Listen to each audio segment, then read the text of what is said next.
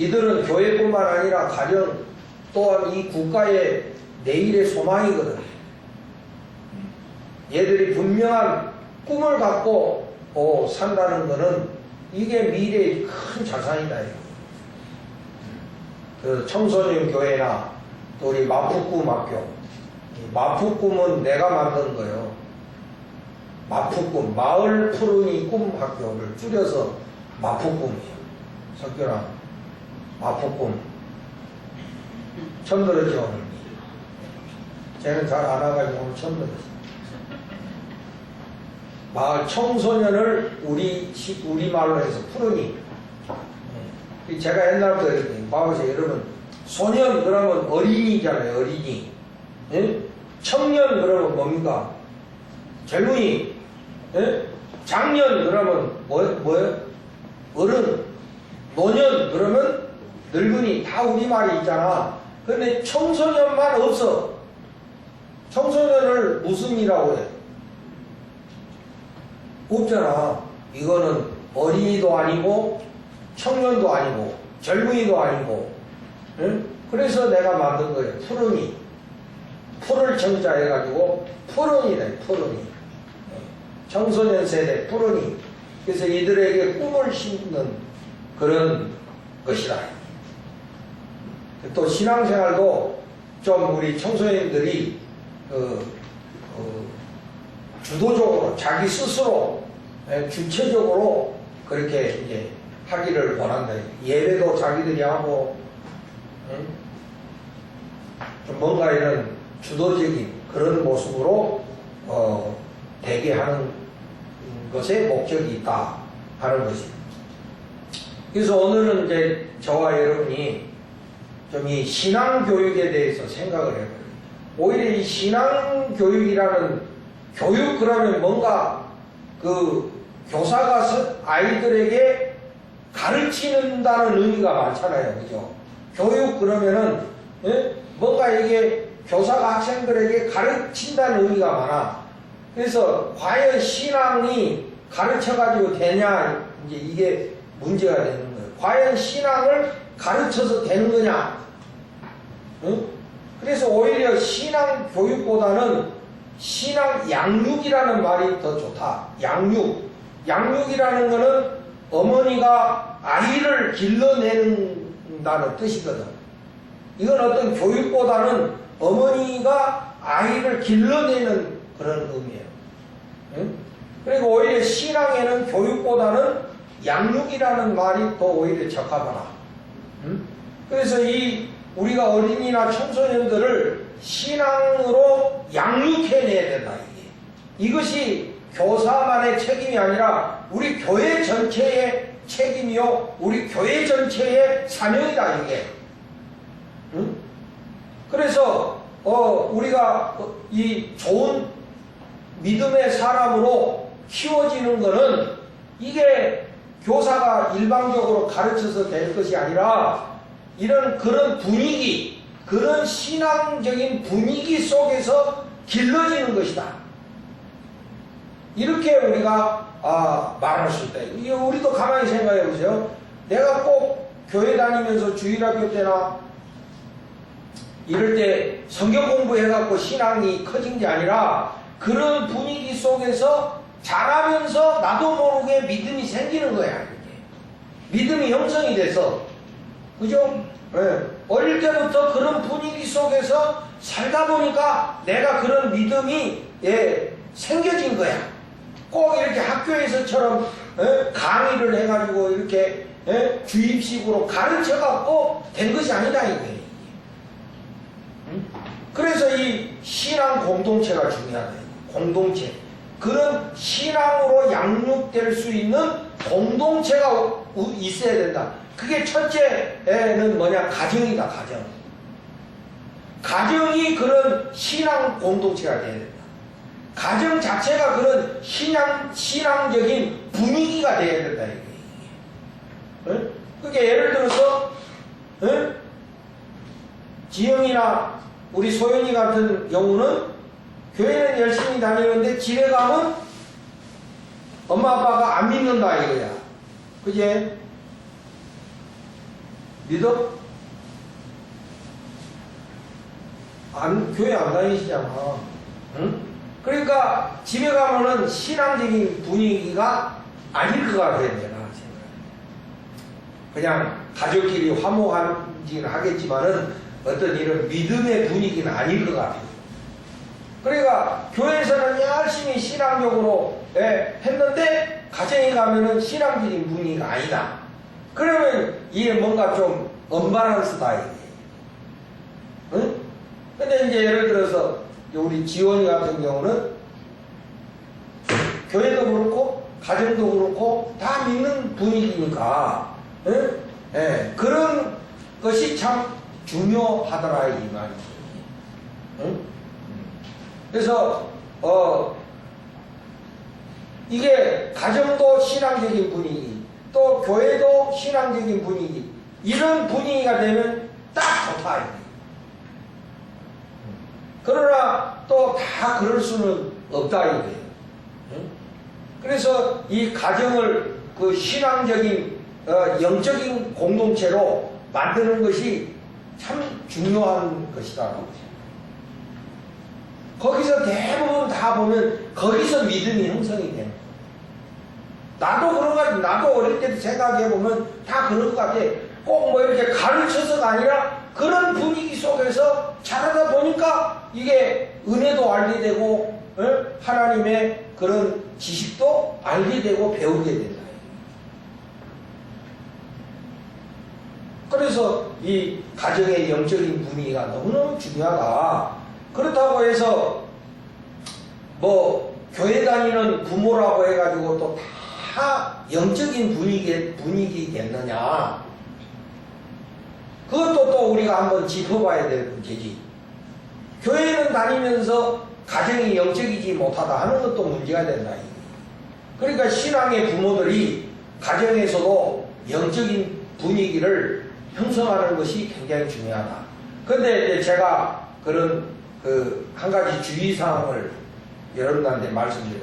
특히 신앙의 부모들한테 위선적으로 신앙을 갖게 해서는 안 된다.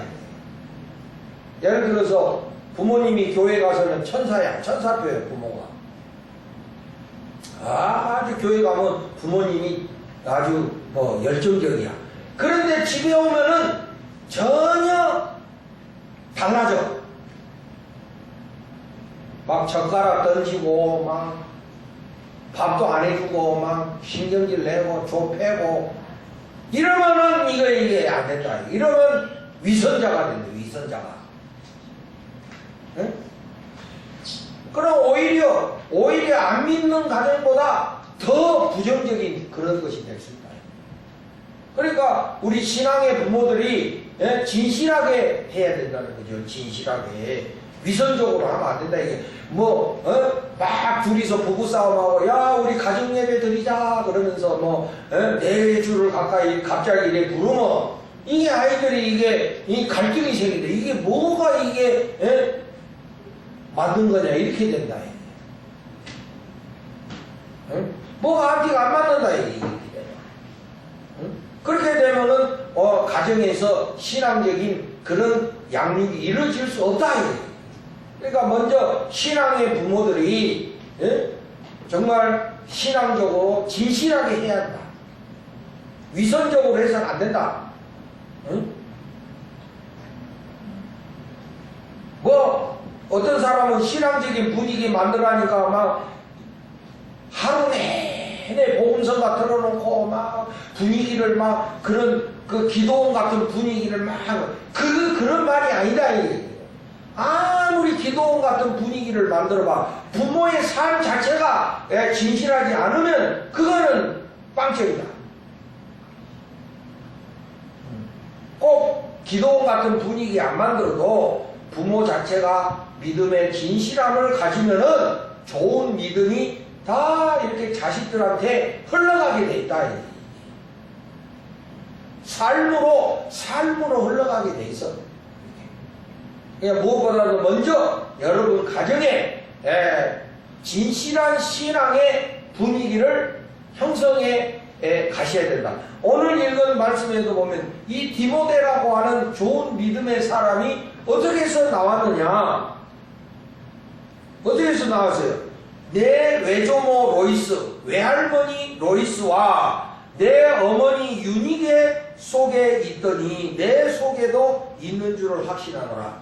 이 그 디모데의 진실한 믿음이 어디에서부터 왔느냐? 가정에서부터 왔는데 그 가정의 외할머니로부터 어머니로부터 그것이 전달되어 온 거다. 외할머니의 신앙으로부터 그 진실한 믿음이 디모데의 마음속에 심겨졌다 이 말이지. 그러니까 이게 무슨 가르쳐서가 될 문제가 아니라 그 가정 자체가 그렇게 진실한 신앙의 그런 공동체에다 보니까 거기서 좋은 믿음의 아들이 나온 거다 이 소리지.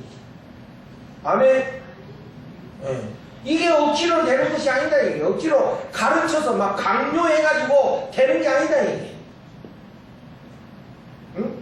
신앙의 조상들이 그렇게 살았더니 거기서 자동적으로 좋은 믿음의 디모데가 나온 거야. 이게 무슨 의도적으로 그렇게 한 게 아니야. 그러니까 그렇게 그런 가정의 분위기가 되니까 거기서 디모데가 나온 거다. 그래서 여러분 저도 이제 그런 생각을 해. 나도 나중에 할아버지가 되면 이제 손자 손녀들이 오면은 이게 뭔가 그래도 우리가 신앙적으로 영향력을 줘야 될 거 아니에요? 응? 어떻게 하면 좋을까 하고 한 번씩 생각을 해요. 아, 나중에 이제 우리 손자 손녀들이 오면은 그 용돈도 열심히 줘야 가까이 온다대. 용돈을 안 주면 가까이 안 온대. 또 맛있는 거를 줘야지 또 할머니 할아버지한테 가까이 온다 이거지. 그러면 이제 그렇게 유인을 해가지고 어릴 때부터 이게 성경 이야기를 재밌게 해줘야 돼요. 딱딱하게 아니라 좀 재밌게. 내가 어릴 때 우리 이모님이 그렇게 성경 이야기를 구수하게 해줬거든. 그게 기억이 나. 우리 이모님이 아주 성경 이야기를 그렇게 재밌게 했어. 막 시리즈로 그냥. 응? 뭐 라디오 연속극처럼 그렇게 들려줬어요. 아, 내일은 무슨 이야기를 해줄라나 막 이런 식으로 기대가 될 만큼 막 요셉 이야기로 그렇게 재밌게 했대. 응? 그러니까 나중에 그 아이들은 어릴 때부터 듣는 대로 되는 거거든. 그러니까 할머니 할아버지들이 그 아이들한테 그런 하나님의 이야기를 들려주면은 얼마나 좋겠냐 이게. 애들한테 무조건 막 스마트폰 갖다 앵겨가지고 그냥 어릴 때부터 게임만 하는 이게 문제입니다. 이거 진짜 심각한 문제입니다 앞으로. 응? 그런데 우리 하나님의 백성들은 그 가정에서 그런 어떤 신앙의 양육들이 할머니 할아버지로부터 이루어진다면은 얼마나 참 소망이 있느냐. 가정이 너무 중요해요. 그래서 좋은 믿음의 사람이 어디서 나오느냐? 믿음의 가정에서 온다 하는 것을 우리가 꼭 기억을 해야 돼요. 그래서 억지로 의도적으로 막 강요하려고 하지 말고 자연스럽게 진실하게 내가 진실하게 믿음으로 사는 모습을 가정에서 보여주는 것. 이것이 우리 신앙 양육의 가장 기초요 밑거름이 된다 하는 것을 여러분 또 명심하시기 바래요. 근데 이제 이 가정의 문제는 뭐 믿는 가정도 있고 안 믿는 가정도 있고 이러니까 조금 이제 다른 점이 있지만 그 다음에 두 번째 공동체가 교회다 이거예요. 우리 교회 우리가 아니 목사님 교회가 그러면 신앙 공동체지 뭐 교회가 그러면 신앙 공동체 아닙니까? 이렇게 반문할 수도 있겠지만은 꼭 그렇지 않다는 거예요. 교회는 교회인데 전혀 신앙적인 분위기가 아닌 교회들도 많다 이거지. 그 뭐냐? 위에 어른들이 신앙생활하는 모습들이 전혀 신앙적이지 않다는 거지. 그래서 이제 내가 한 가지 예를 들어서 말씀을 드립니다. 제가 우리 지방의 어떤 교회도 거기는 뭐 하면 한 번씩 싸워. 벌써 교회가 역사 속에서 몇 번 갈라졌어. 근데 그 교회 장로님이 그러더라고. 자기가 고등학생 때, 자기가 고등부 학생 때 목사님하고 장로님하고 싸워서 교회가 나눠졌다는 거야. 그런데 자기가 장로가 돼가지고 싸우고 있더라 이거예요. 그러니까 그 청소년 시절에 교회 안에서 어른들이 싸우는 걸 본 거야. 그러니까 자기도 모르게 그게 학습이 돼버린 거야. 아이고 무서운 거더라고 내가 보니까.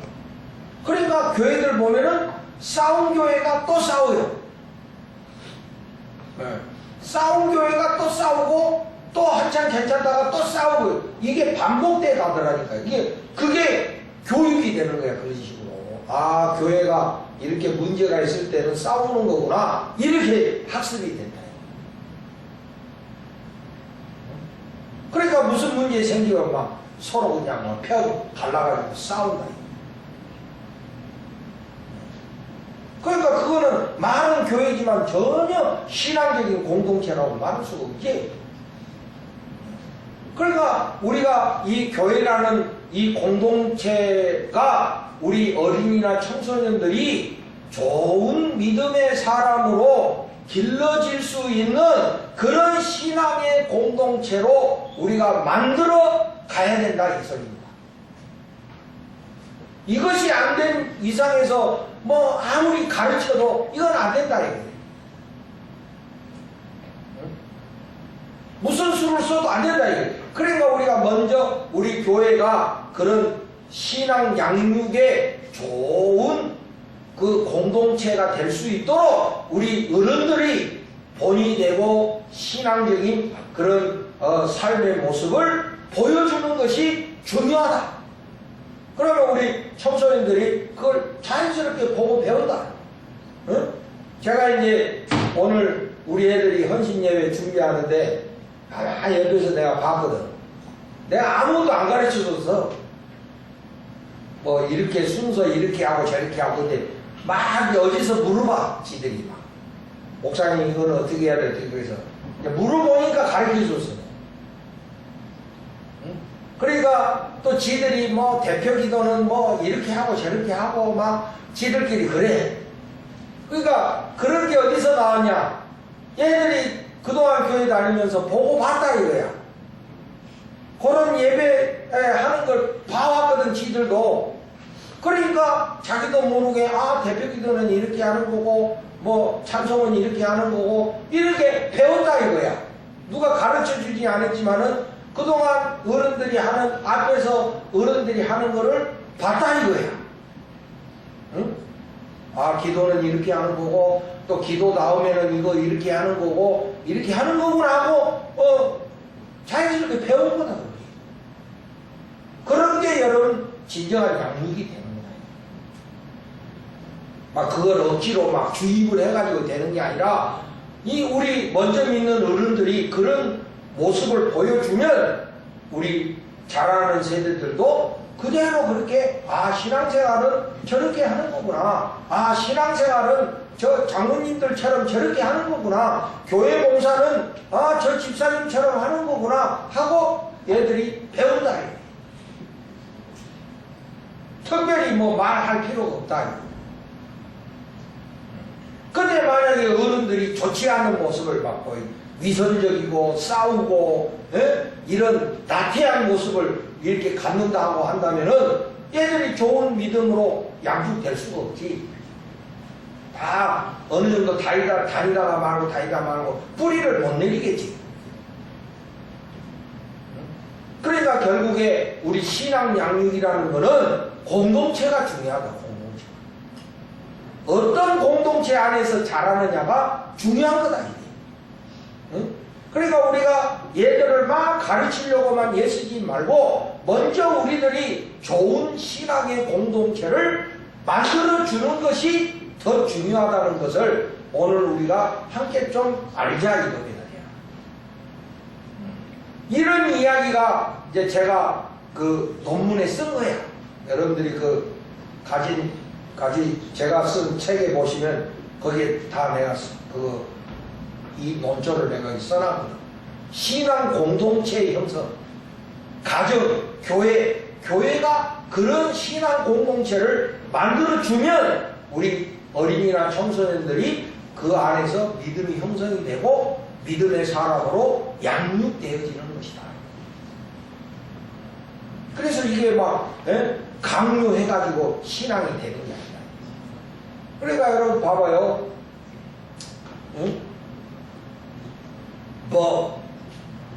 애들이 기도원 가서 한번 바짝 은혜 받았다고 해가지고 금방 믿음의 사람 되는 거 아니죠. 시간을 통해서 믿음이라는 것은 형성이 돼 가는 거예요. 좋은 공동체 안에서 산다는 이게 중요한 거예요. 일반 교육도 마찬가지입니다. 그래서 우리가 어떤 학교 다니느냐는 너무 중요한 거야. 그냥 조폭들이 판을 치는 그런 학교 다녀봐. 이게 그런 분위기 속에서 좋은 인간상이 나올 수가 없어. 그래서 참 학교 분위기가 그래서 참 중요하다. 사랑하시는 여러분, 어쩌면 우리 청소년들, 우리 교회의 미래에 참 성공과 실패에 중요한 그런 단서가 된다고 이렇게 말하셨어요. 우리가 이 청소년들을 어떻게 이끄느냐에 따라서 우리의 미래가 달라질 수 있다는 것이죠. 지금은 미미한 것 같지만은 앞으로 10년, 20년 지나면은 그게 현실이 될 거다. 그러니까 이게 결코 우리가 가볍게 생각할 문제가 아니고 우리가 우습게 생각해야 될 문제가 아니고 진지하게 생각해야 될 문제다. 그래서 우리 오늘 이 청소년 교회 아이들이 좋은 믿음의 사람으로 양육되어질 수 있도록 우리들이 그런 분위기, 그런 공동체를 만들어가는 일에 우리가 같이 헌신하고 노력하자. 꼭 교사만이 하는 게 아니다. 이게 우리 공동체 모두가 하는 것이다. 우리 장로님, 권사님, 집사님들, 또 어른, 성도들 다 모든 사람들이 어느 면에서든지 교사가 되는 거다. 아이들은 그걸 다 보고 잘한다. 그러는 가운데 우리 아이들은 기도를 배우게 되고 전도하는 것을 배우게 되고 순종하는 것을 배우게 되는 거다. 그러면 우리가 의도하지 않았지만 성령께서 역사하셔서 앞으로 5년, 10년이 지나면 우리 청소년들 가운데 좋은 믿음의 사람들이 분명히 나오리라고 그렇게 확신합니다. 그래서 앞으로 우리 청소년과 어린이의 신앙 양육을 위해서 저부터 우리 교회 전체가 함께 헌신하고 함께 노력하는 우리 이 공동체가 되기를 주님의 이름으로 축복을 드립니다.